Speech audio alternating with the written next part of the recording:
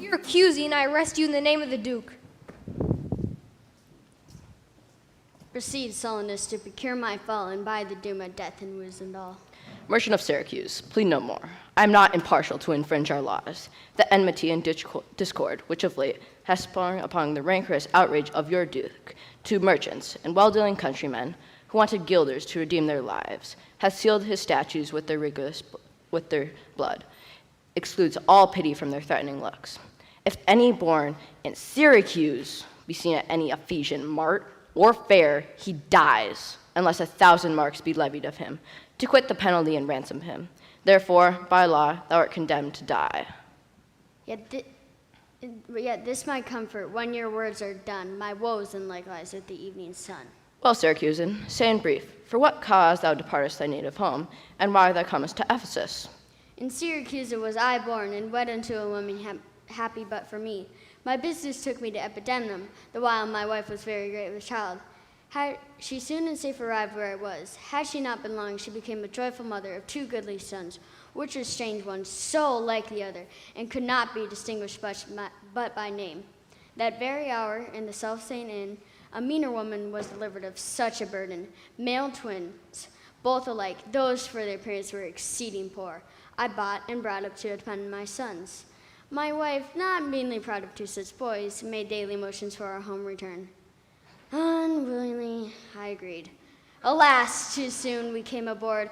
A league of Epidemnum had we sailed, when dreadful tempest tore our ship apart.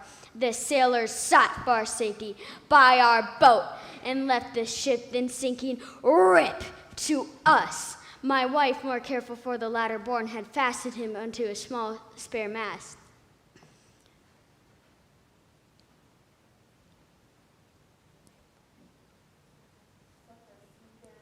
Such as seafaring men provide for storms.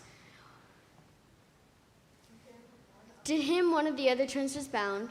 The children thus disposed, my wife and I, fixing our eyes on whom our care was fixed, fastened ourselves at either end of the mast. At length, the sun, gazing upon the earth, dispersed those vapors that offend us. And by the benefit of his wished light, the sea waxed calm, and we discovered 2 ships making amain to us. Of Corinth that, of Epidarius this. But ere they came, oh, let me say no more, gather thy sequel by that went before. Nay, forward, old man, do not break off so, for we may pity, though not pardon thee. Ere the ships could arrive by twice 5 leagues, we were encountered by a mighty rock, which being violently borne upon, our helpful ship was splitted in the midst. My wife, 1 son, and the other twin boy, they 3 were in our sight, they 3 were taken up by fishermen of Corinth, as we thought. At length, another ship had seized on us, and knowing whom it was their hap to save, gave healthful welcome to their shipwrecked guests, and would have reft their fishers of their prey, had not their bark been very slow of sail. And therefore, homeward did they bend their course. Pretty? Thus have you heard me severed from my bliss, that by my misfortunes was my life prolonged, to tell my sad stories of my own mishaps. And for the sake of those thou sorrowest for, do me the favor to dilate at full. What hath befallen of them, and you till now? My youngest boy, yet my eldest care, at 18 years became inquisitive after his brother, and importuned me that his attendant, foolish though he be, might bear him company in the quest of him. Whom whilst I labored to seem whom I loved, I hazarded the loss of whom I loved. 5 summers have I spent in furthest Greece, and roaming clean the bounds of Asia, and coasting homeward came to Ephesus. Hopeless to find, yet loath to leave unsought, or that, or any place that harbors men. But here my timely death must end the story of my life, and happy where could all my travels warrant me they live. Hapless Aegeon, whom the fates have marked. to bear the extremity of dire mishap. Now trust me, were it not against our laws, my crown, my oath, and my dignity, would princes, would they may not disannul, my soul would sue as advocate for thee. But thou art adjudged to the death, and past sentence may not be recalled. Yet I will, but to our honor's great disparagement, I will favor thee in what I can. Therefore, merchant, I will limit thee to this day to seek thy life by beneficial help. Try all thy friends thou hast in Ephesus. Beg thou, or borrow, to make up the sum, and live. If not, thou art doomed to die. Hopeless and helpless doth Aegeon wend, but to procrastinate his lifeless end.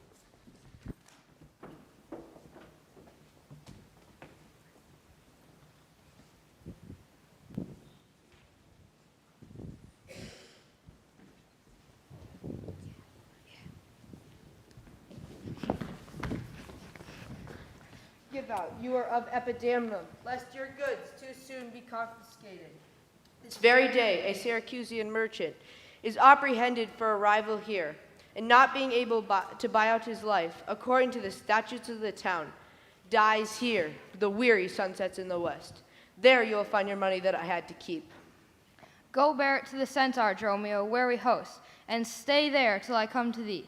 Within this hour it will be dinner time.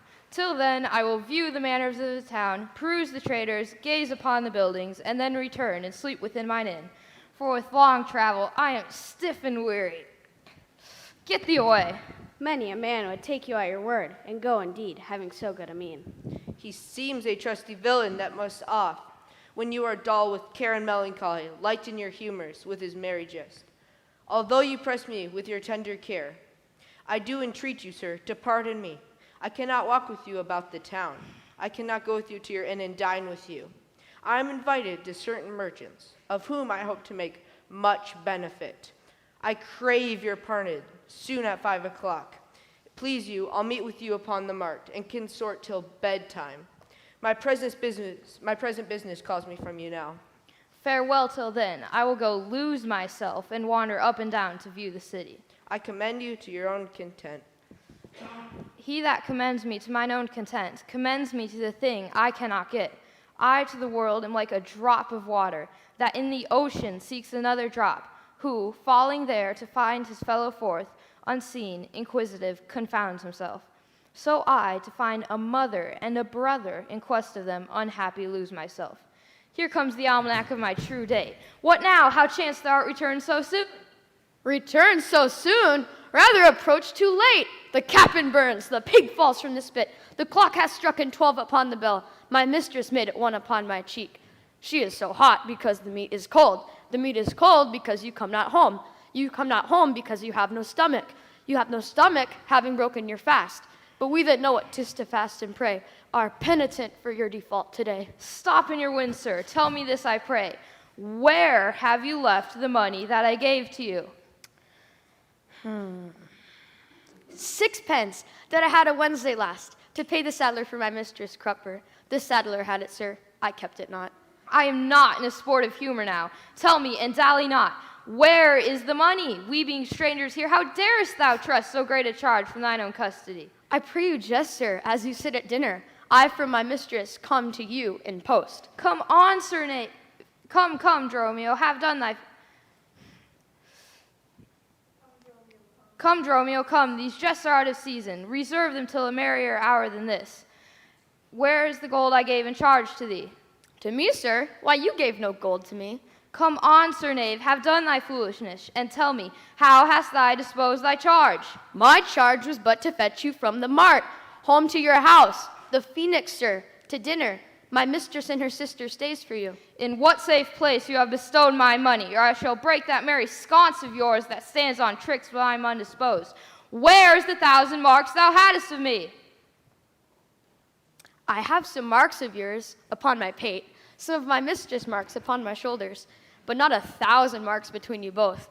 And if I should pay your worship those again, perchance you would not bear them patiently. Thy mistress's marks? What mistress, slave, hast thou?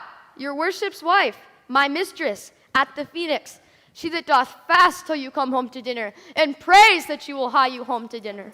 Wilt thou flout me thus into my face, being forbid? Take thou that, and that. What mean you, sir? For God's sake, hold your hands. Nay, and you will not, sir. I'll take my heels. Upon my life, by some device or other, the villain is o'erwrought of all my money.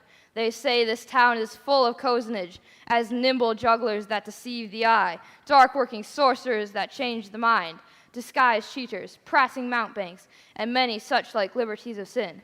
If it prove so, I'll be gone the sooner. I'll to the centaur to go seek this slave. I greatly fear my money is not safe.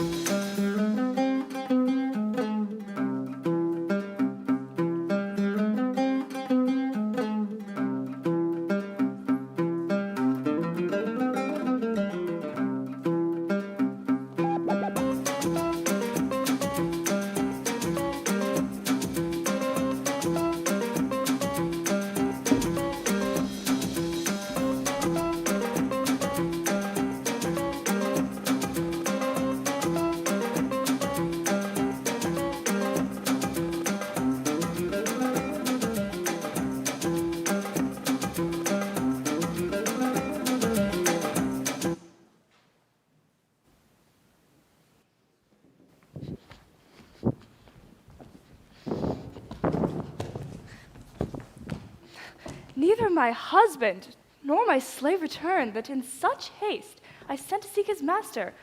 Sure, Julia. It is 2:00. Perhaps the merchant hath invited him, and from the mart he's gone somewhere to dinner. For good wine is a good familiar creature, if it be well used. And 'tis an ill cook that cannot lick his own fingers. True, it is that we have seen better days, and had with holy bell been all to church. And sat at good man's feast, a whipped eyes that drops that sacred pity hath enraged.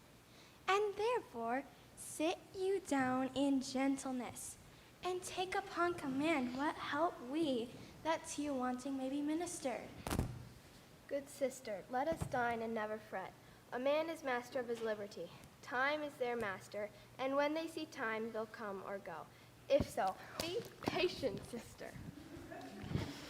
Why should their liberty than ours be more? Because their business still lies out of door. Look, when I serve him so, he takes it ill. Oh no, he is the bridle of your will. There's none but asses will be bridled so. Why, headstrong liberty is lashed with woe. There's nothing situate under heaven's eye, but hath his bond in earth and sea and sky.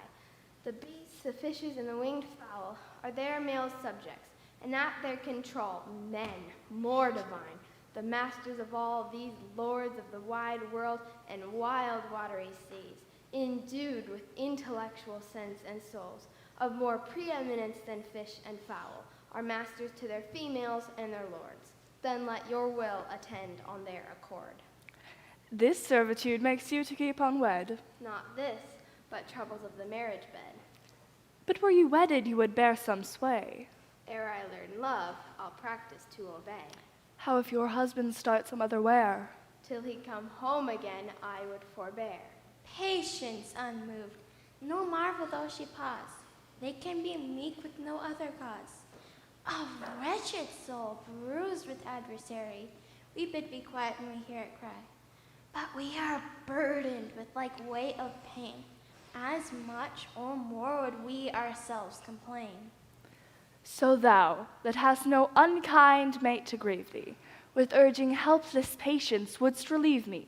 But if thou live to see like right bereft, this fool-begged patience in thee will be left. Well, I will marry one day, but to try. Here comes your man. Now is your husband nigh.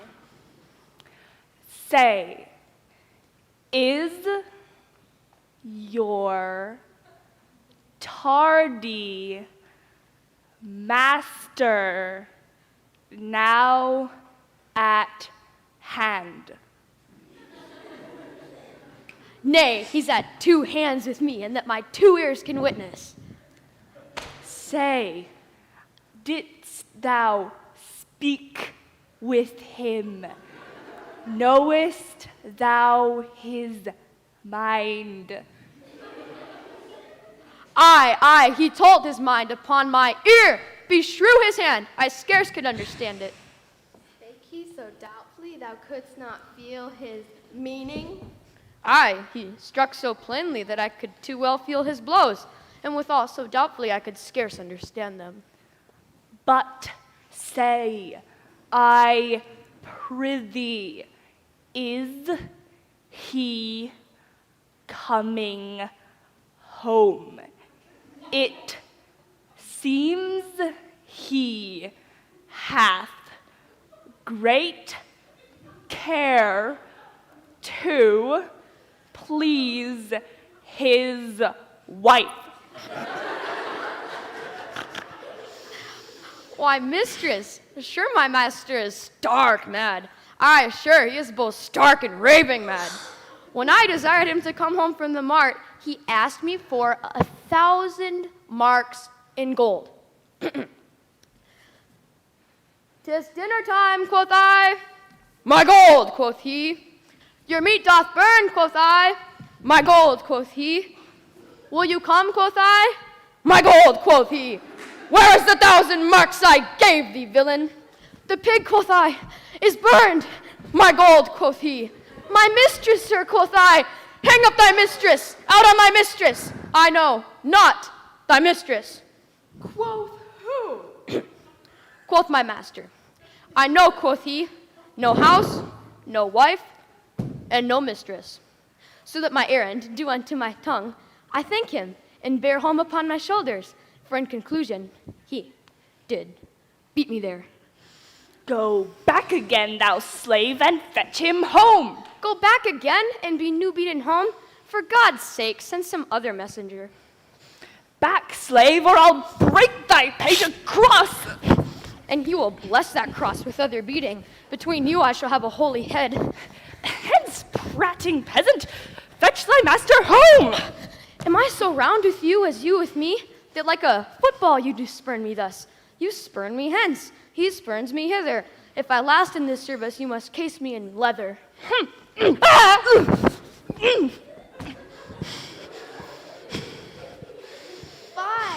How impatience lureth in your face! His company must do his minions grace, whilst I at home starve for a merry look. Self-harming jealousy. Fie! Beat it hence! Why should I not? Had I the heart to do it? Like to the Egyptian thief at point of death. Kill what I love, a savage jealousy that sometimes savors nobly. But hear me this, unfeeling fools can with such wrongs dispense. Perhaps his eye doth homage otherwhere, or else what lets it but he would be here. Sister, you know he promised me a chain. Would that alone I would detain. But since that my beauty cannot please his eye, I'll weep what's left away, and weeping die. How many fond fools serve mad jealousy? How all the other passions fleet to air, as doubtful thoughts and rash embrace despair, and shuddering fear and green-eyed jealousy. O love, be moderate, allay thy ecstasy, in measure reign thy joy. Scant the success, we feel too much thy blessing, make it less, for fear we suffice.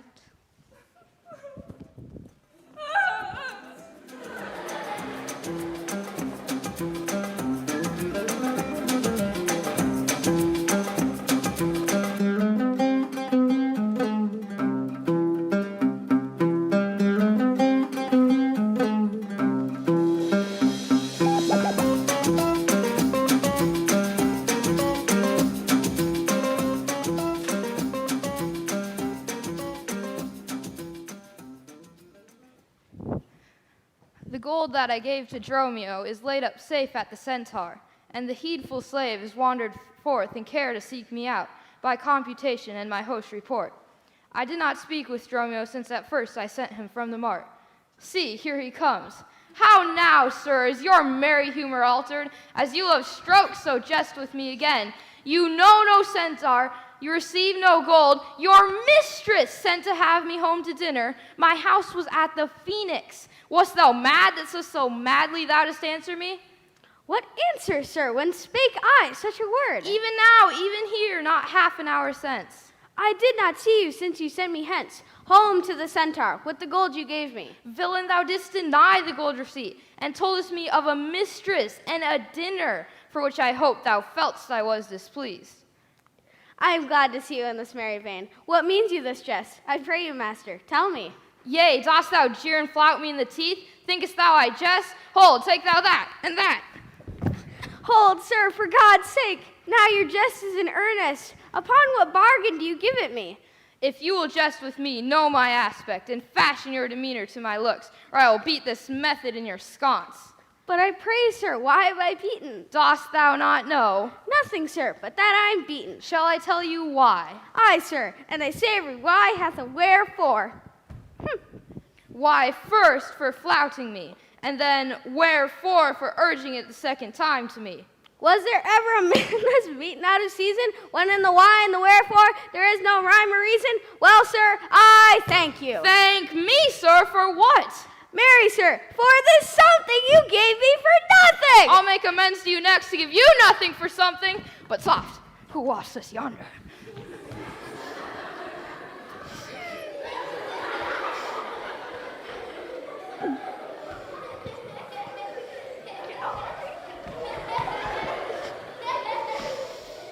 I, Antipholus, look strange and frown.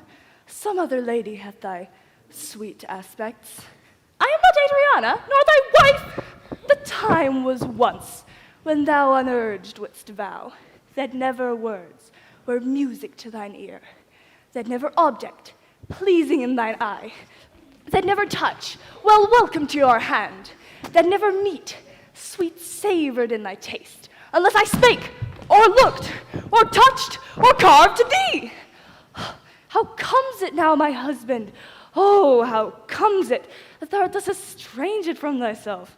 For know, my love, as easy mayest thou fall, a drop of water in the breaking gulf, and take unmingled that same drop again, without addition or diminishing, as take from me thyself, and not me too. Plead you to me, fair dame. I know you not. In Ephesus I am but 2 hours old, as strange into your town as to your talk. Fie, brother, how the world is changed with you. When do you want to use my sister thus? She sent for you by Dromio home to dinner. By Dromio? But by me? By thee. And this thou didst return from him, that he did buffet thee, and in his blows denied my house for his, me for his wife. Did you, sir, converse with this gentlewoman? What is the course and drift of your compact? I, sir? I never saw her till this time. How can she thus then call us by our names, lest it be by inspiration? How ill agrees it with your gravity to counterfeit thus grossly with your slave, abetting him to thwart me in my mood. Come, I will fasten on the sleeve of thine. To me she speaks. She moves me for her theme. What? Was I married to her in my dream? Or sleep I now and think I hear all this? Dromio, go bid the servants spread for dinner. Oh, for my beads I cross me for a sinner. This is the fairyland of sights. We talk with goblins, owls, and sprites. If we obey them not, this will ensue. They'll suck our breath or pinch us black and blue. Why prayest thou to thyself and answerest not, Dromio, thou drone, thou snail, thou slug, thou sot? I am transformed, master. Am I not? I think thou art in mind, and so am I. Nay, master, both in mind and in shape. Come, come, no longer will I play the fool, to stick the finger in the eye and weep, while man and master laugh my woes to scorn. Come, sir, to dinner. Dromio. keep the gate. Husband, I'll dine above with you today. Sirrah, if any ask you for your master, say he dines forth, and let no creature enter. Come, sister. Dromio, play the porter well. Am I in earth, in heaven, or in hell, sleeping or waking, mad or well advised? Master, shall I keep the gate? Aye, and let none enter, lest I break thy pate. Come, come, Antipholus, we dine too late.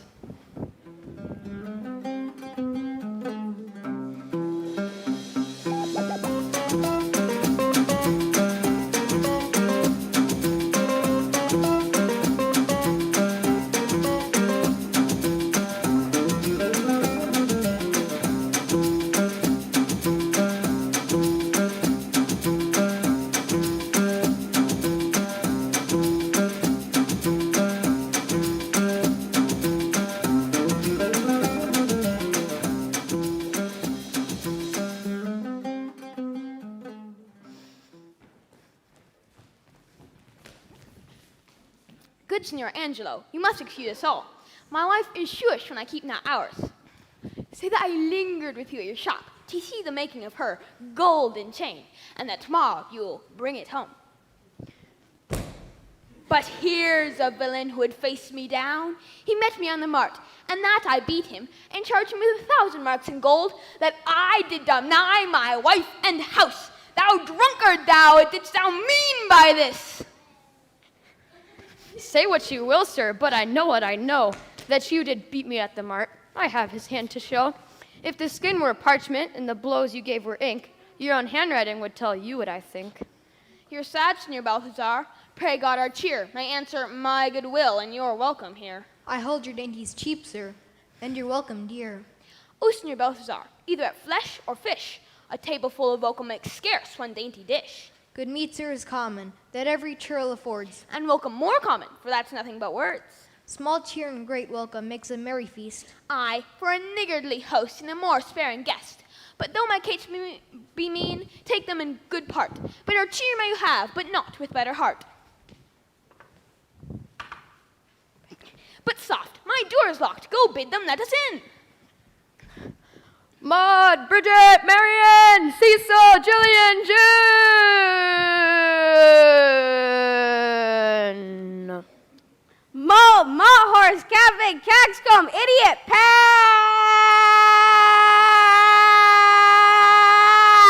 Either get thee from the door or sit down at the hatch. Dost thou conjure for wenches that thou cause for such store? When one is one too many, go get thee from the door. What patches made our porter? My master stays in the street. Let him walk whence he came, lest he catch cold on his feet. Who talks within there? Ho, open the door! Right, sir. I'll tell you when, and you tell me wherefore. Wherefore? For my dinner I have not dined today. Nor today here you must not. Come again when you may. What art thou that keeps me from the house I owe? The porter till this time, sir, and my name is Dromio. Oh, villain, thou hast stolen both mine office and my name. The one near got me credit, the other mickle blame. What a coil is there, Dromio? Who are those at the gate? Let my master in, Luce. Faith, no, he comes too late, and so tell your master. Oh, Lord, I must laugh. Have it you with a proverb? Shall I sit in my staff? Have at you with another. That's when, can you tell? If thy name be called Luce, thou hast answered him well. Do you hear, you minion? You'll let us in, I hope. I thought to have asked you. And you said no. So come, help. Well struck. There was blow for blow. Thou baggage, let me in. Can you tell for whose sake?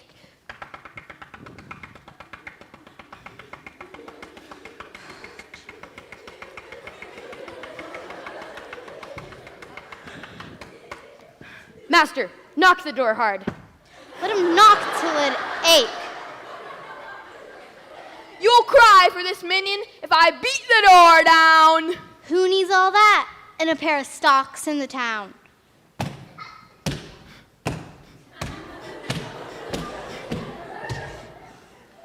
Who is that at the door that keeps all this noise?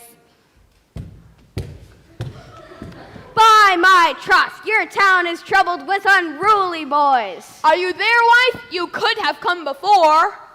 Your wife, sir knave? Go, get thee from the door. If you went in pain, master, this knave would go sore. Here's neither cheer, sir, nor welcome. We would fain have neither. In debating which was best, we shall part with neither. They stand at the door, master. Bid them welcome hither. There is something in the wind that we cannot get in. Aye, you would say so, master, if your garments were thin. Your cake there is warm within. You stand here in the cold.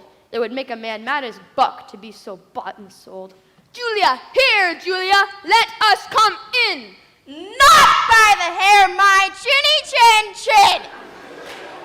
Go fetch me something. I'll break open the gate. Break any breaking here, and I'll break your knave's pate! A man may have a word with you, sir, as words are but wind. Aye, and break it in your face, so you break it not behind. It seems thou wants breaking. Out upon thee, hide! Here's too much. Out upon thee! I pray thee, let me in. Aye, when fowls have no feathers and fish no fin. Well, I'll break in. Go borrow me a crow. A crow without feather? Master, mean you so? For there's fish without fin, there's fowl without feather. If the crow help us in, sirrah, we'll pluck a crow together. Get thee gone. Fetch me an iron crow. Have patience, sir. Oh, let it not be so.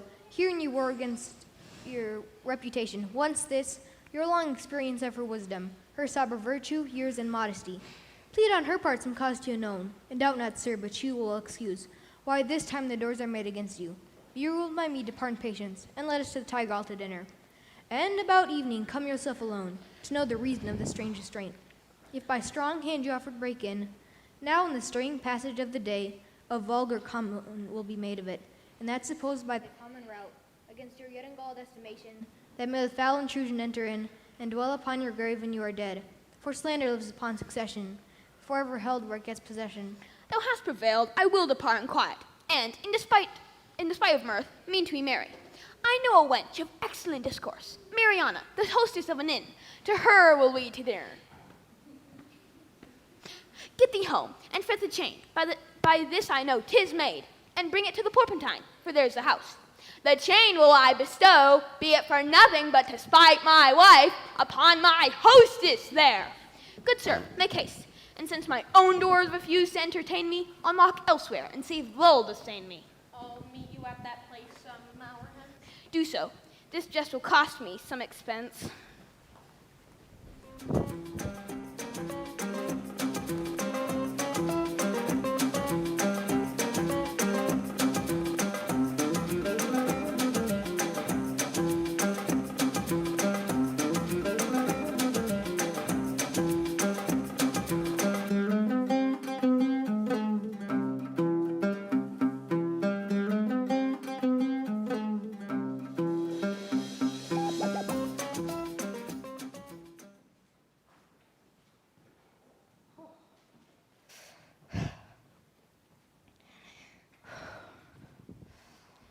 And may it be that you quite forgot a husband's office shall in Tiflis.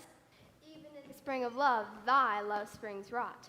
If you did wed my sister for her wealth, then for her wealth's sake, use her with more kindness. Or if you like elsewhere, do it by stealth. Muffle your false love with some show of blindness. Let not my sister see it in your eye. Be not thy tongue thy own shame's orator. Look sweet, be fair, become disloyalty.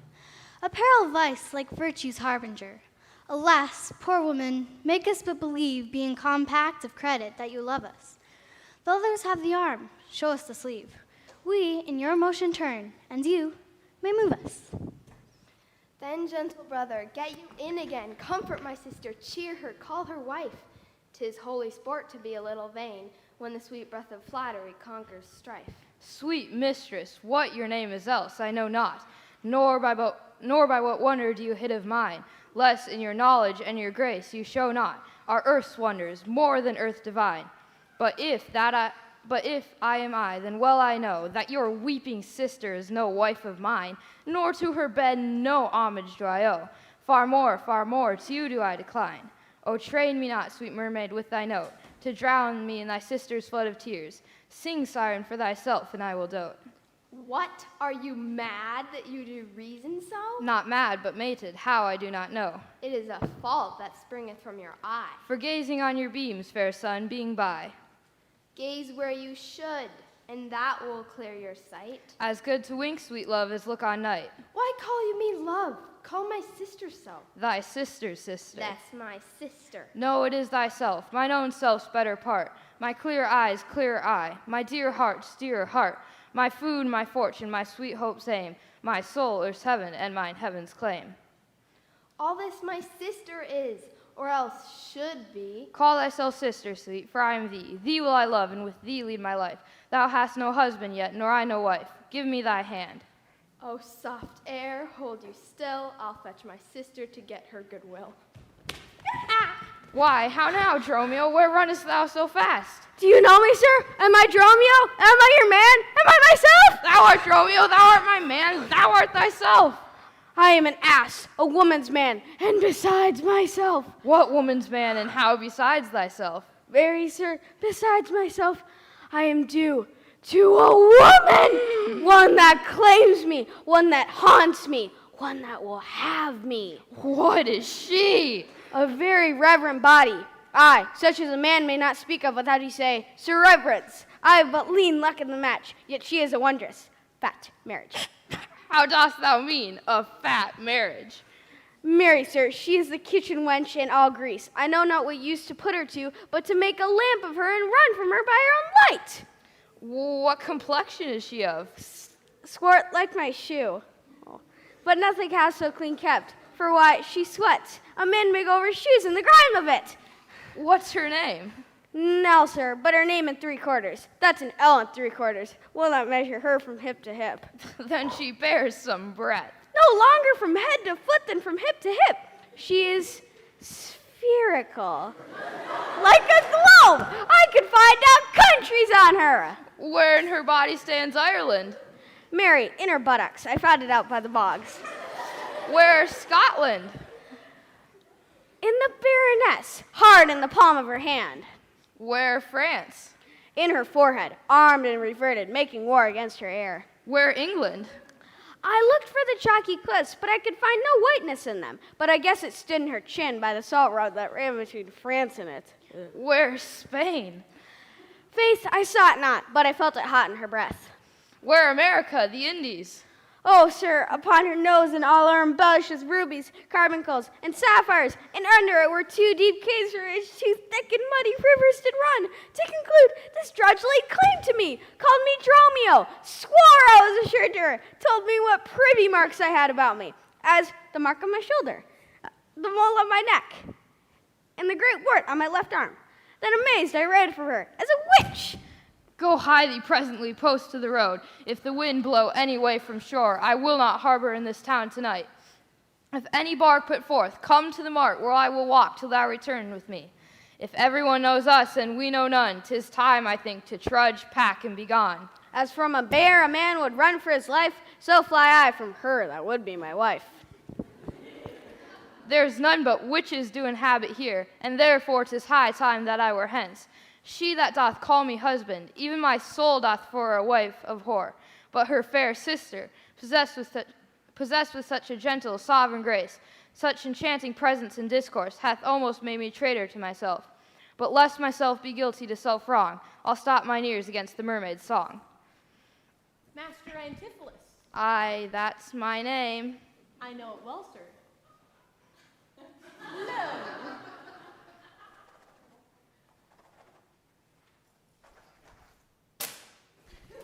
Here's the chain. I thought to have taken you you at the porpentine, but the chain unfinished made me stay thus long. What is your will I shall do with this? Would have your will, sir. I made it. For you. Made it for me, sir. I bespoke it not. Not once, nor twice, but 20 times you have. Go home with it and please your wife withal. And at around supper time, I will receive my money for the chain. I pray you, sir, receive the money now, for fear you ne'er see chain nor money more. You are a merry man, sir. Fare you well. What I should think of this I cannot tell, but this I think, there is no man is so vain that would refuse so fair an offered chain. I see a man here needs not live by shifts, when in the streets he meets such golden gifts. All to the mart, and there for Dromio stay. If any bark put forth, then straight away.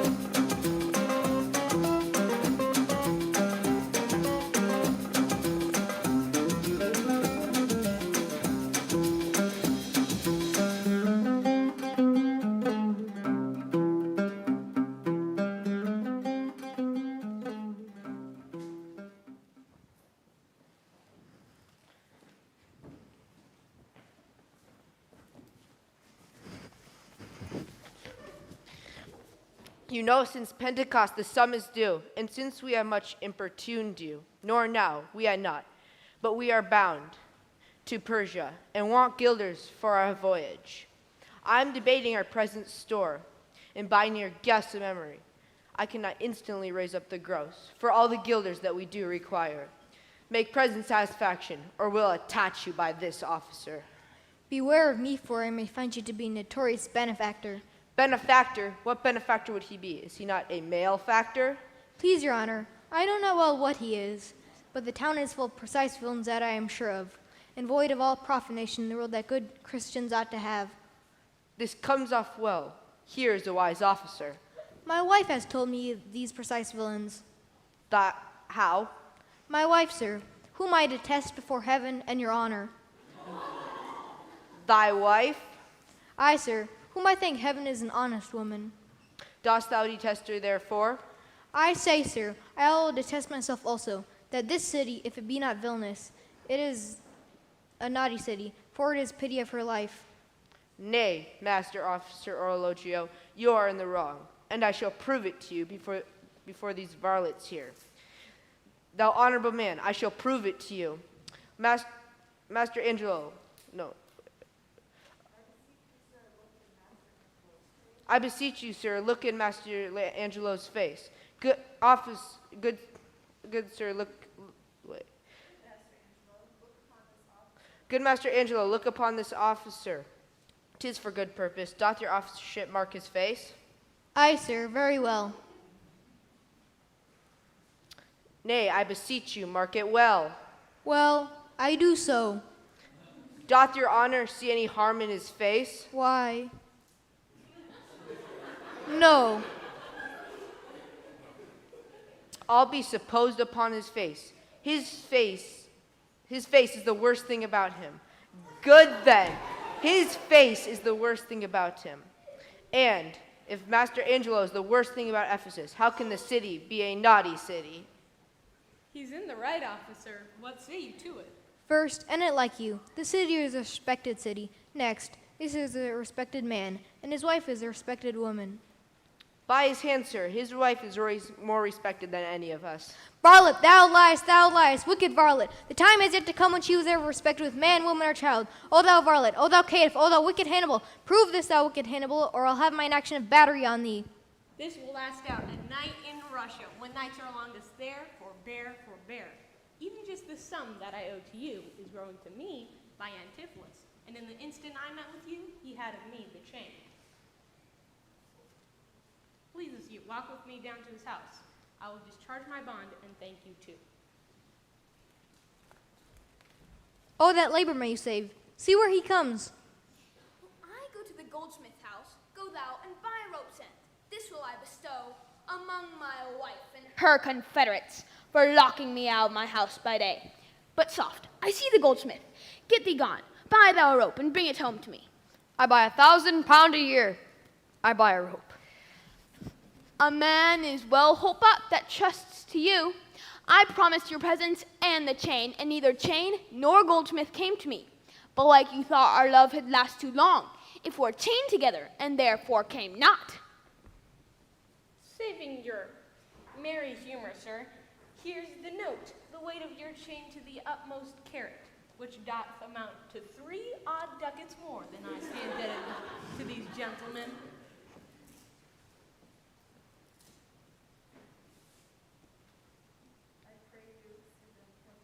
I pray you, see them presently discharged. I am not furnished with the present money. Besides, I have some business in the town. Good senor, take the stranger to my house, and with you take the chain, and bid my wife disperse the sum upon the receipt thereof. Perchance I will be there as soon as you. Then you will bring it to her yourself? No, bear the chain with you, lest I have not time enough. I will. Have you the chain about you? And if I have not, sir, I hope you have, or you may return without your money. Come, I pray you, sir. You know I gave it to you even now. Fie, you run this humor out of breath. Where the chain? I pray you, let me see it.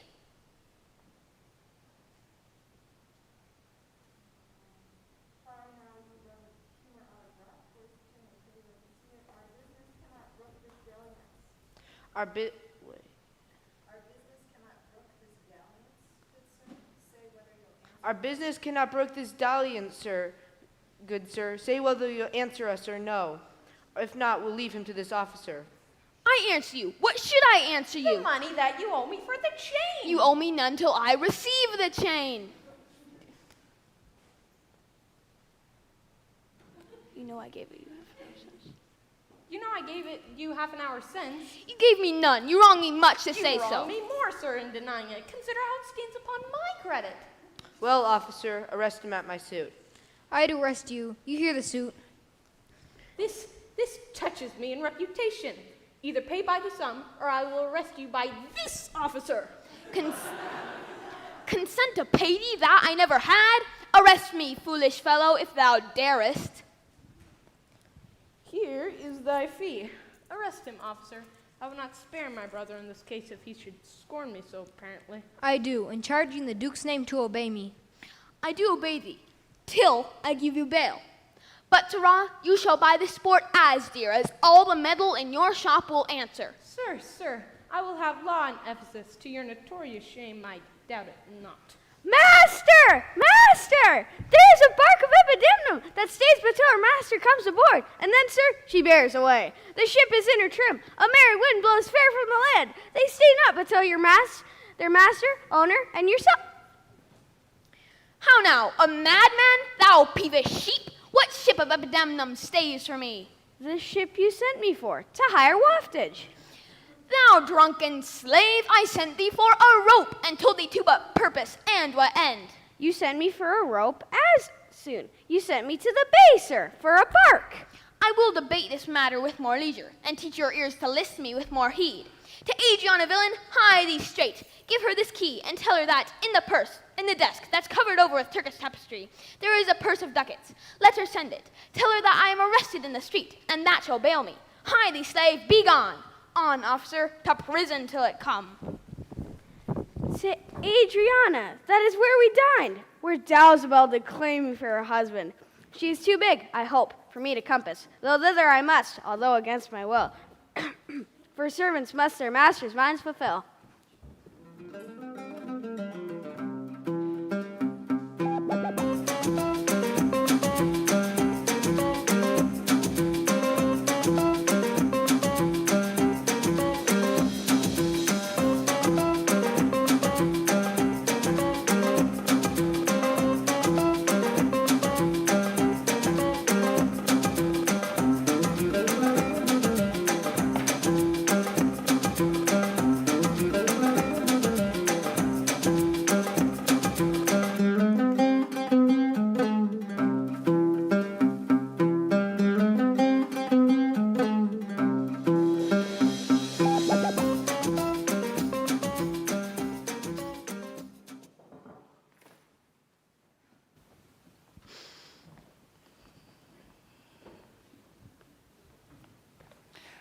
Ah, Luciana, did he tempt thee so?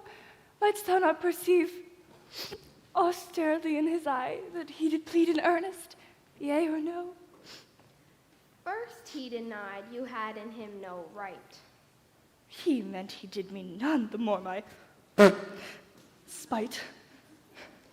Then swore he that he was a stranger here. And true he swore, though yet forsworn he were. Then pleaded I for you, And what said he? that love I begged for you, he begged of me. With what persuasion did he tempt thy love? With words that in an honest suit might move. First he did praise my beauty, and then my speech. Did speak him fair? Have patience, I beseech. I cannot, nor I will not. Hold me still, my tongue will not, my heart shall have his will. He is deformed, crooked, old and sere, ill-faced, worse-bodied, shapeless everywhere. Vicious, ungentle, foolish, blunt, unkind, stigmatical in making, worse in mind. Who would be jealous then of such a one? No evil lost is wailed when it is gone. But I think him better than I say, and would herein others' eyes were worse. Far from her nest, the lapwing cries away. My heart prays for him, though my tongue do curse. Here, go, the desk, the purse, sweet, make haste. How hast thou lost thy breath? By running fast. Where is thy master, Dromio?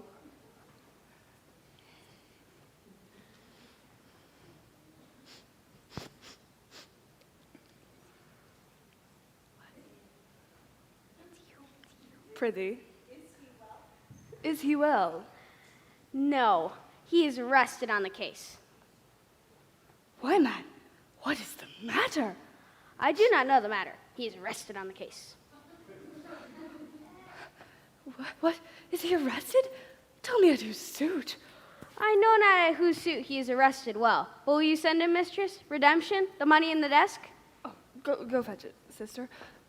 This I wonder at, that he, unknown to me, should be in debt. Tell me, was he arrested on a band? Not on a band, but on a stronger thing. A chain, a chain. Do you not hear it ring? What, the chain? No, the bell. 'Tis time that hour gone. It was 2 where I left him. Now the clock strikes 1. Huh?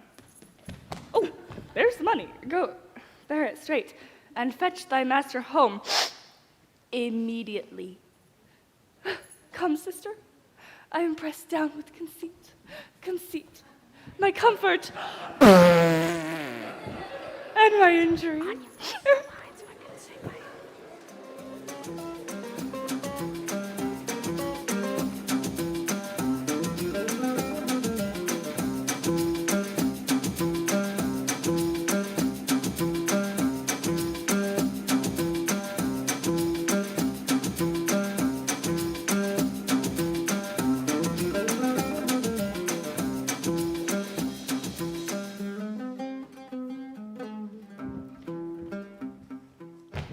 There's not a man I meet but doth salute me, as if I were his well-acquainted friend, and everyone doth call me by name. Some tender money to me, some invite me, some others give me thanks for kindnesses, some offer me commodities to buy.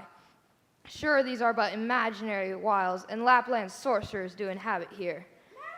Master! Here's the gold you sent me for. What gold is this? I understand thee not. No? Why, to redeem you from the enforcer of the law, the keeper of peace, the man on whom justice must depend. Thou meanest an officer? Aye, sir, the sergeant of the band, he that brings any man to answer it that breaks his band. Well, sir, there rest in your foolery. Is there any ships put forth? May be we gone? Why, sir, I brought you word an hour since that the bark expedition put forth tonight, and then, sir, you were hindered by the sergeant. Here are the gold angels you sent me to deliver you. The fellow is distract, and so am I. And here we wander in illusions. Some blessed power deliver us from hence. Well met, Master Antipholus. Clap to the doors, watch tonight, pray tomorrow. Gallants, lads, boys, hearts of gold, and all the titles of good fellowship come to you. Shall we be merry? I see, sir, you have found a goldsmith now. Is that the chain you promised me today? Satan avoid, I charge thee, tempt me not. Master, is this Mistress Satan? It is the devil. No, she is worse. She is the devil's dam. She comes in the habit of a light wench. Come not near her. Your men and you are marvelous merry, sir, but I keep a good house. And a man's swaggers do not come here. No, by my faith, I must live among my neighbors. I'll no swaggerers. I'm in good name and fame with the very best. Shut the door. There comes no swaggerers here. I have not lived all this while to have swaggering now. Shut the door, I pray you. Will you go with me? We'll mend our dinner here. Master, expect spoon meat or bespeak a long spoon. Why, Dromio? Mary, he must have a long spoon that must eat with the devil. Avoid then, fiend! What tellest thou me of supping? Thou art as you are all, a sorceress. I conjure thee, leave me and be gone. mine you had at dinner, or my chain, or my ring, the chain you promised, and I'll be gone, sir, and not trouble you. Some devils ask but for the parings of one's nail, a rush, a hair, a drop of blood, a nut, a cherry stone, but she, more covetous, would have a chain. I pray you, sir, my ring or else the chain. I hope you do not mean to cheat me so. Avaunt, thou witch! Come, Dromio, let us go! Fly pride, says the peacock, mistress, that you know. Now out of doubt, Antipholus is mad, else he would never so demean himself. A ring he hath of mine worth 40 ducats, and for the same he promised me a chain. Both one and the other he denies me now. The reason, I gather, he is mad. Besides this present instance of his rage, is a mad tale he told today at dinner, of his own doors being shut against his entrance. He, like his wife, acquainted with his fits, on purpose shut the doors against his way. My way, now, is to hie home to his house, and tell his wife that, being a lunatic, he rushed into my house and took perforce my ring away. This course I fit as choose, for 40 ducats is too much to lose.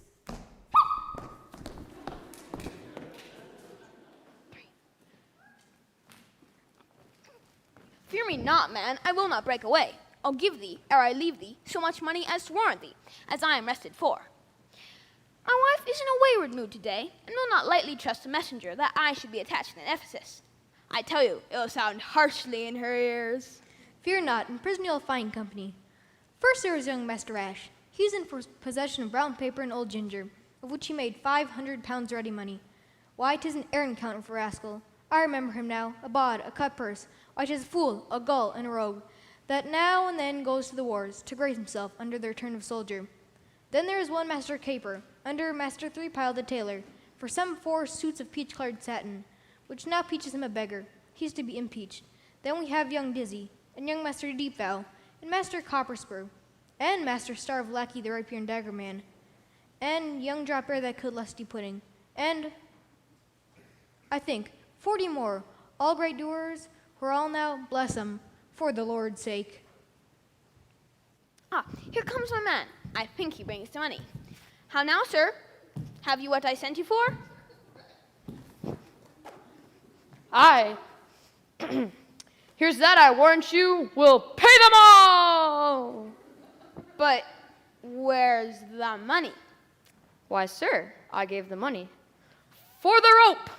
500 ducats, villain, for a rope! To what end did I bid thee hie thee home? To a rope's end, sir, and to that end am I returned. And to that end, sir, I will welcome you! Please, sir, be patient. Nay, 'tis for me to be patient. I am in adversity. Good now, hold thy tongue. Nay, rather persuade him to hold his hands. Thou whoreson senseless villain! I would I were senseless, sir, so I might not feel your blows. Thou art sensible in nothing but blows, and so is an ass. I am an ass indeed. You may prove it by my long ears. I have served him from the hour of my nativity to this instant, and have nothing at his hands through my service but blows. When I am cold, he heats me with beating. When I am warm, he cools me with beating. Come, go along. My wife is coming yonder. Mistress, do not fear, for he's afraid not. Wilt thou still talk?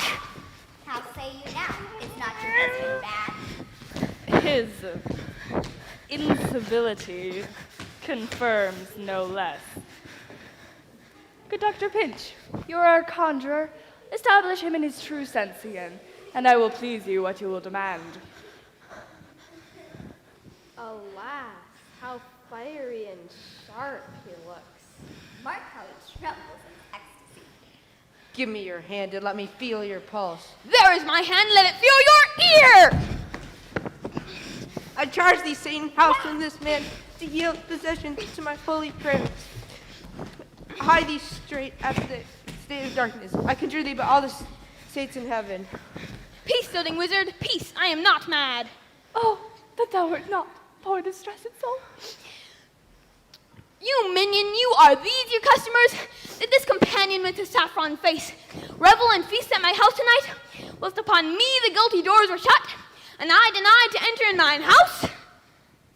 Oh, husband, God doth know you dined at Home! Where would you have remained until this time, free of these slanders and this open shame? Dined at home? Thou villain, what sayest thou? Sir, sooth to say, you did not dine at home. Were not the doors locked up and I shut out?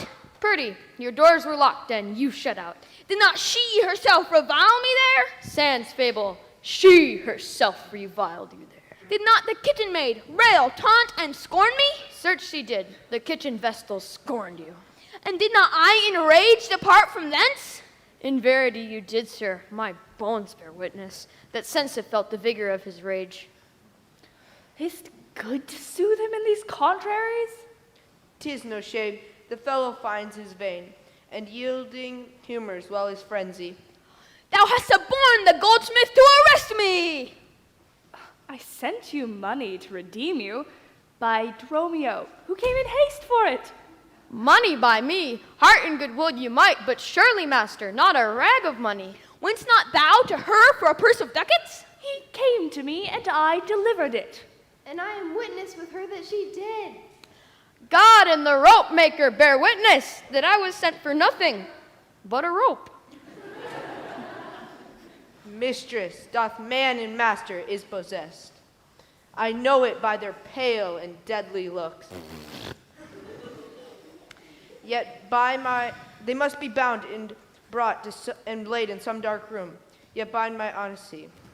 If he be mad, as I believe no other, his madness hath the oddest frame of sense, and such a dependency of thing on thing, as air I hear in madness. If he be mad, if he be in love, then love is merely a madness. And I'll tell you, it deserves a dark house and whip, as madmen do. And the reason why they're not punished and cured is the lunacy is so ordinary that the whippers are in love too. Perhaps this day will turn us all to madmen and fools. Say, wherefore didst thou lock me forth today? And why dost thou deny the bag of gold? I did not, gentle husband. Lock thee forth! And surely, master, I received no gold, but I do confess that we Were locked out. Dissembling villain, thou speakest false in both. Dissembling harlot, thou art false in all, and art confederate with a damned Mac to make a loathsome, abject scorn of me. Oh, bite him, let him not come near me. More company. The fiend is strong with him. I need, poor man, how pale and wan he looks. What? Wilt thou murder me? Thou, officer, thou? I am thy prisoner. Wilt thou suffer them to make a rescue? Masters, let him go. He is my prisoner, and you shall not have him. Let's find this man, for he is frantic too. What wilt thou do, thou peevish officer? Hast thou delight to see a wretched man to outrage and displeasure to himself? He is my prisoner. If I let him go, the death heals will be required of me. I will discharge thee ere I go from thee. And knowing how the debt grows, I will pay it. Good master doctor, see him safe conveyed home unto my house. Oh, most unhappy day. Go bear him hence. Sister, go you with me.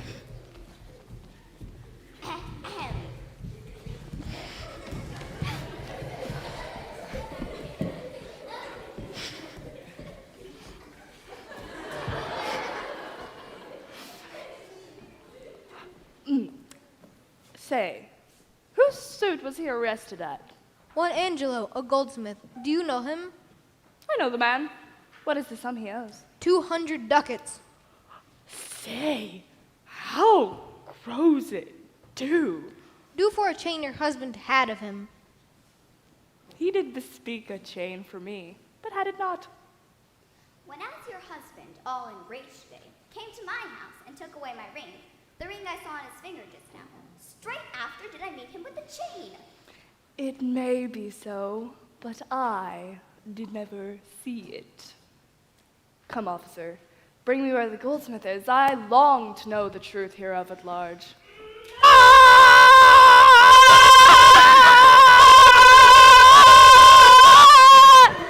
Oh, mercy, mercy, they are loose again! And come with naked swords, with come or help to have them found again! Away, they'll kill us!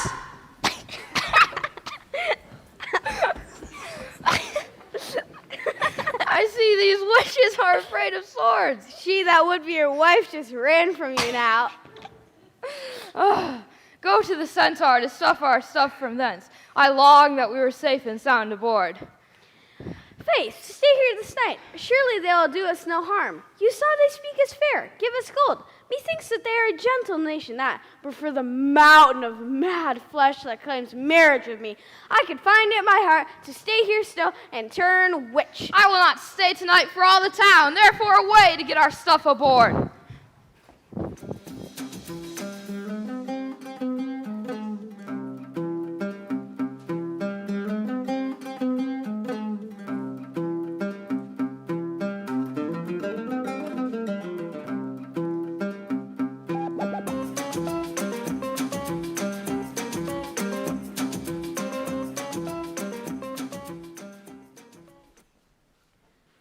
Sorry that I have hindered you, but I protest he had the chain of me, though he doth deny it.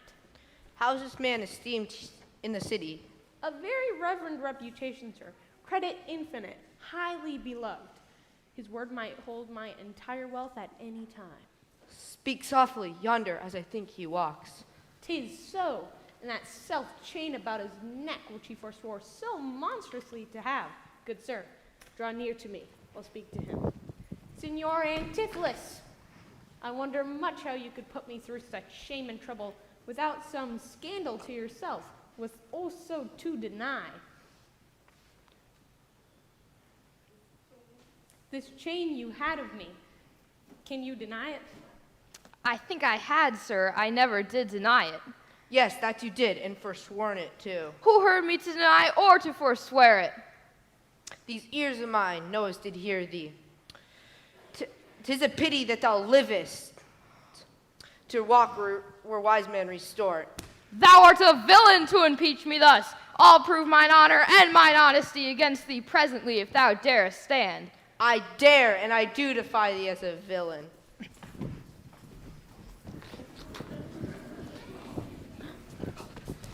Hold! Hurt him not! For God's sake, he is mad. Oh, someone get within him and take his sword away.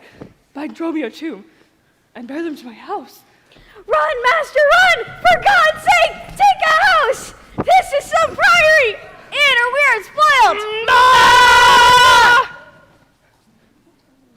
Speak, wise people! Wherefore throng you hither? To fetch my poor, distracted husband hence. Let us come in that we may bind him fast and bear him home for his recovery. I knew he was not in his perfect wits. I'm sorry that I did draw on him. How long hath this possession held the man? This week he hath been heavy, sour, sad, and much different from the man he was. But till this afternoon his passion ne'er brake into extremity of rage. Hath he not lost much wealth by wreck of sea? Nuh-uh. Buried some dear friend? Nope. Hath not else his eye strayed his affection in unlawful love? A sin prevailing much in youthful men who give their eyes the liberty of gazing. Which of these sorrows is he subject to?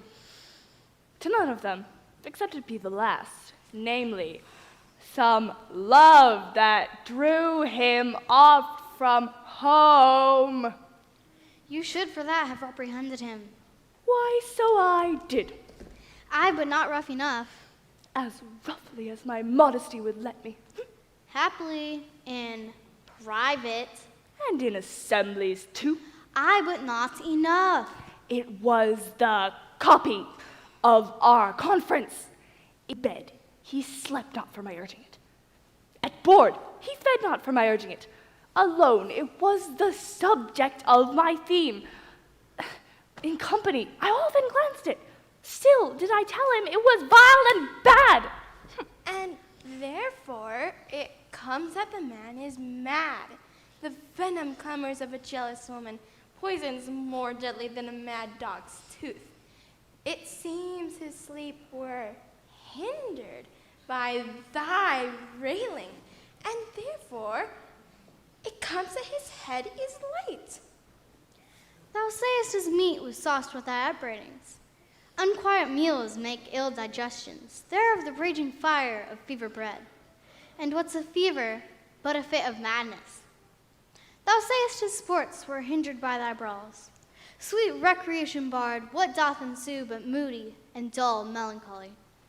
Kinsmen to grim and comfortless despair, and at her heels a huge infectious troop of pale distemperaments and foes to life? In food, in sport, and life-preserving rest, to be disturbed, would man or beast. The consequence is, then thy jealous fits have scared her husband from the use of wits. Beware, beware of jealousy. It is a green-eyed monster which doth mock the meat it feeds on. Poor and content is rich and rich enough, but limitless riches are as poor as winter. To him he fears he shall be poor. Good heaven, the souls of all of us be defended from jealousy. She never reprehended him but mildly, when he demeaned himself rough, rude, and wildly. Why bear you these rebukes, and answer not? She did betray me to mine own reproof. Good people, enter and lay hold on him. No! Not a creature enters in my house. Well, then let your servants bring my husband forth. Neither. He took this place for sanctuary, and it shall privilege him from your hands, till I have brought him to his wits again, or lose my labor in assaying it. I will attend my husband, be his nurse, diet his sickness, for it is my office, and will have no attorney but myself. Therefore, let me have him home with me. Be patient, for I will not let him stir till I have used the approved means I have, with wholesome syrups, drugs, and holy prayers to make of him a formal man again. Therefore, depart, and leave him here with me. I will not hence and leave my husband here, and ill it doth beseem your holiness to separate the husband and the wife. Be quiet and depart. Thou shalt not have him. Complain unto the Duke of this indignity. Come, go, I will fall prostrate at his feet, and never rise until my tears and prayers have won his grace to come in person hither, and take perforce my husband from the abbess. By this, I think the dial points at 5. Anon, I'm sure, the Duke himself in person comes this way, to the melancholy vale, the place of death and sorry execution, behind the ditches of the abbey here. Upon what cause? To see a reverend Syracusan merchant, who put unluckily into this bay, according to the laws and statutes of the town, beheaded publicly for his offense. See where he comes, we will behold his death. Yet once again proclaim it publicly. If any friend would pay the sum for him, he shall not die. So much we tender him. Kneel to the Duke before he pass the abbey. Justice, most sacred Duke, against the abbess. She is a virtuous and reverend lady. It cannot be that she hath done thee wrong. May it please your Duke, Antipholus, my husband, whom I made lord of me and all I had, at your important letters, this ill day, most outrageous fit of madness took him, that desperately he hurried through the streets, with him his bondmen, all as mad as he, doing displeasure to the citizens by rushing in their houses and bearing thence rings, jewels, anything his rage did like. Once did I get him bound, and sent him home, whilst to take order for the wrongs I went, that here and there his fury had committed. Anon, I wot not by what strong escape he broke from those that had the guard of him with his attendant, all as mad as he. each one with ireful passion and drawn swords, came at us, met us again, and madly bent on us, chased us away. Till raising of more aid, we came again to bind them. Then they fled into this abbey here, whither we pursued them. Here, the abbess shut the gates on us, and will not suffer us to fetch him forth, nor send him out, that we may bear him hence.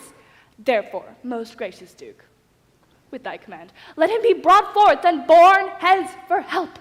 Long since thy husband hath served me in my wars, and I to thee engaged in a prince's word, when thou didst make him master of thy bed, to do him all the good and grace I could.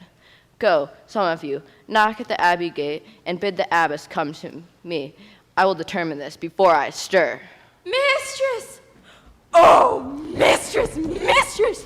Shift and save yourself! My master and his men are both broke loose, beat the maids in a row, bound the doctor his beard, they singed up with brands of fire, and ever as it blazed, they throw it on him with great pale myrrh to quench his hair. My master preaches patience to him, and the while his man with scissors necks him like a fool. And sure, unless you send some present help, between them they will kill the conjurer. Peace, fool. Thy master and his men are here, and this is false thou dost report to us. Mistress, upon my life, I tell you true. I have not breathed almost since I did see it. He cries for you and vows if he can take you, if he can have you to scorch your face and to disfigure you. No! Hark, hark, I hear him, mistress. Fly, be gone! Come, stand by me. Guard with halberds. Me? It is my husband. Witness you that he is born about invisible. Even now, we housed him in the abbey there, and now he's there, past thought of human reason. Justice, O most gracious Duke, O grant me justice, even for the service that long since I did thee, when I bestrid thee in the wars, and took deep scars to save thy life. Even for the blood that then I lost for thee, now grant me justice. Unless the fear of death not make me dote, I see my son Antipholus and Dromio. Justice, sweet prince, against that woman there.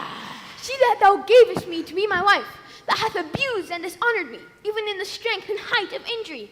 Beyond imagination is the wrong, that she this day has shameless thrown upon me.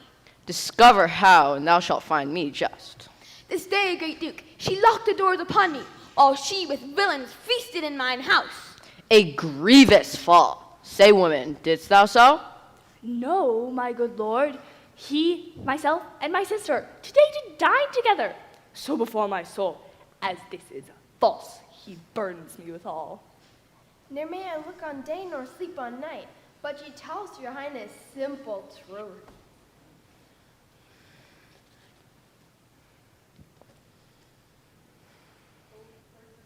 O perjured woman, they are both forsworn, and this madman justly chargeth them.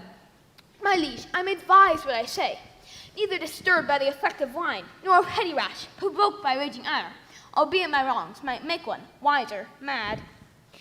This woman knocked me forth this day from dinner. That goldsmith there, were he not packed with her, could witness it, for he was with me then, who parted with me to go fetch a chain, promising to bring it to the Porpentine. Well, Balthazar and I did dine together. Our dinner done, and he not coming thither, I went to seek him. In the street I met him, and in his company, that gentleman. There this perjured goldsmith swore me down, that I this day received of him a chain, which, God he knows, I saw not, for the which he did arrest me with an officer. I did obey, and sent my peasant home for certain ducats. He with none returned. Then fairly I bespoke the officer to go with me in person to my house. By the way, we met, my wife, her sister, and a rabble more of vile confederates. Along with them, they brought one pinch, a hungry, lean-faced villain, a mere anatomy, a mountebank, a threadbare juggler and fortune-teller, a needy, hollow-eyed, sharp-looking wretch, a dead-looking man, this pernicious slave. Forsooth, he took on him as a conjurer, and, gazing in mine eyes and feeling my pulse, and with no face as to her outfacing me, cries out I was possessed. Then all together they fell upon me, bound me, and bore me thence, and in some dark and dankish vault at home, left me and my man both bound together, till gnawing with my teeth my bonds in sunder, I gained my freedom, and immediately I ran hither to your grace, whom I beseech to give me ample satisfaction for these deep shames and great indignities.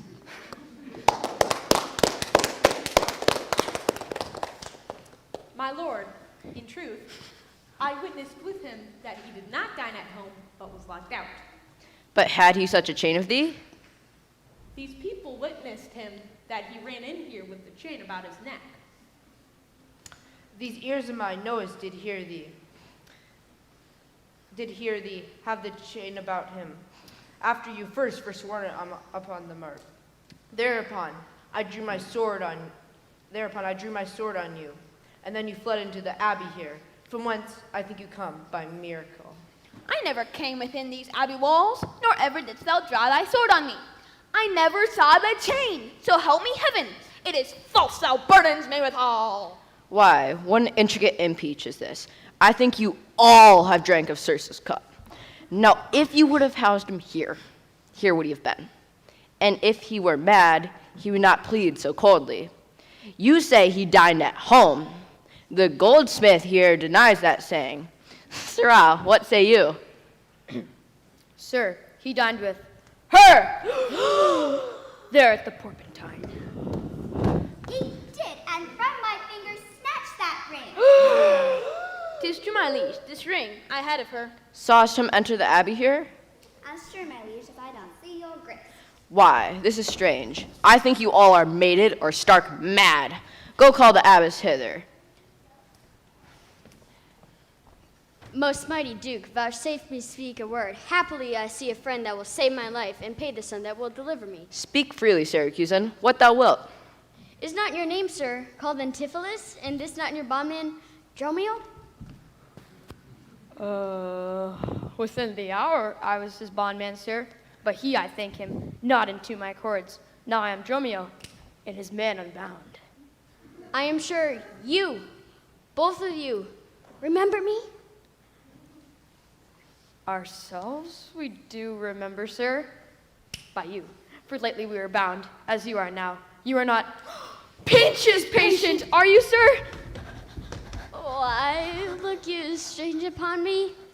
You know me well. I never saw you in my life till now. Oh, grief have changed me since you saw me last, and careful hours of time's deformed hand have written strange features on my face. But tell me yet, dost thou not know my voice? Neither. Dromio, nor thou? No, trust me, sir. Nor I. I am sure thou dost. Aye, but I am sure I do not. And whatsoever a man denies, you are now bound to believe him. Not know my voice, O time's extremity, hast thou so cracked and split in my poor tongue. But here, in 7 short years, that here my only son does not know my feeble key of untuned cares, that thou this grain face of mine be hid in sap-consuming winter's drizzle snow, and all the conduits of my blood froze up. Yet hath my night of life some memory, my lamp some fading glimmer left, my dull deaf ears a little used to hear.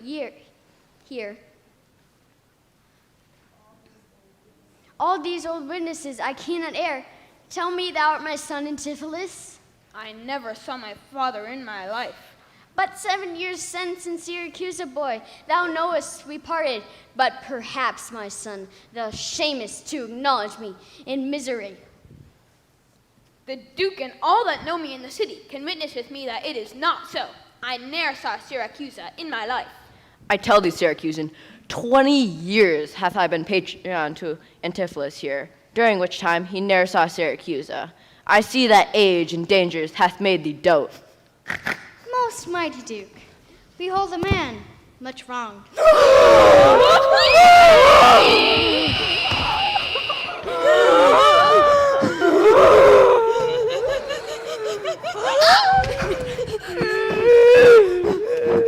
I see.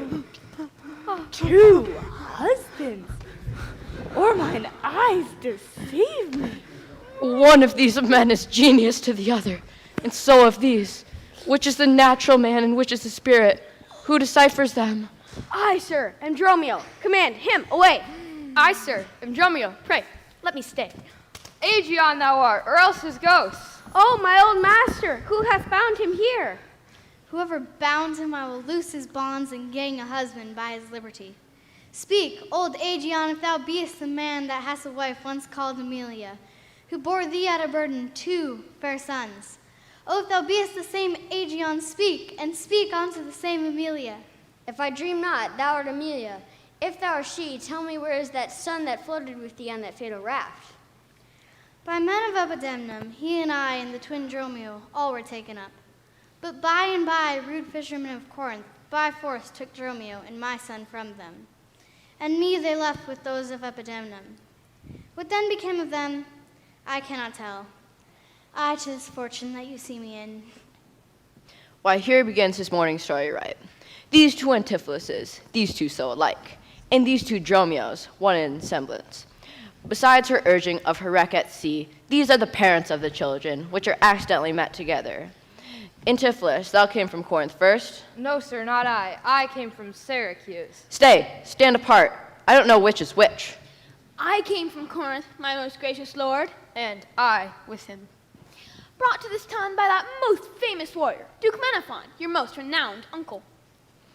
Which one of you two did dine with me today? I, gentle mistress. And are you not my husband? No, I say nay to that. And so do I, yet she did call me so. And this fair gentlewoman, her sister here, did call me brother.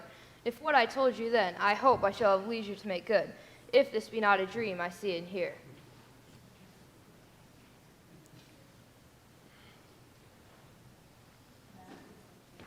That is the chain, sir, which you had of me.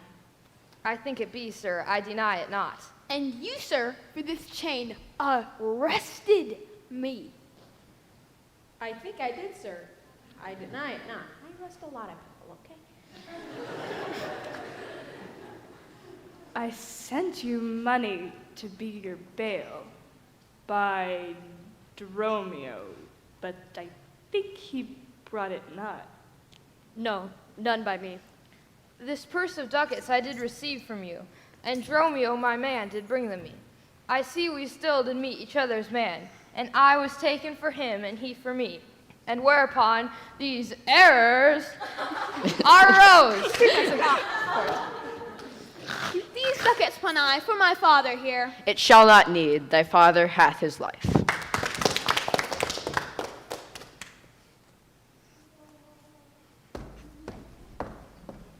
Sir, I must have that diamond from you. There, take it, and much thanks for my good cheer. Renowned Duke, vouchsafe to take the pains to go with us into the abbey here, and here at large discourse all our fortunes, and all that are assembled in this place, that by this sympathized one day's error have suffered wrong. Go keep us company, and we shall make full satisfaction. 33 years have I but gone in travail of you, my sons, and till this present hour my heavy burden ne'er delivered. The Duke, my husband, and my children both, and you the calendars of their nativity. Go to a gossip's feast, and go with me. After so long grief, such festivity. With all my heart, I'll gossip at this feast.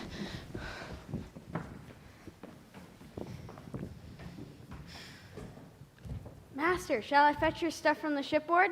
Dromio, what stuff of mine hast thou embarked? Your goods that lay at host, sir, in the centaur. To me he speaks. I'm your master, Dromio. Come with us. We'll look to that anon. Embrace thy brother there. Rejoice with him. There is a fat friend at your master's house that kitchened me today at dinner. She shall now be my sister, not my wife.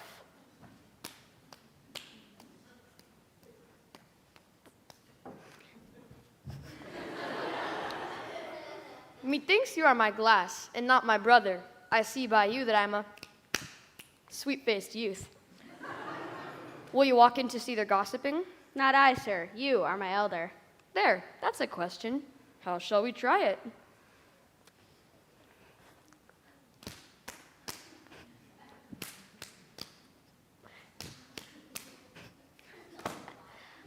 draw cuts for the senior. Till then, lead thou first. Nay, then thus. We came into the world like brother and brother. Now let's go hand in hand, not one before the other.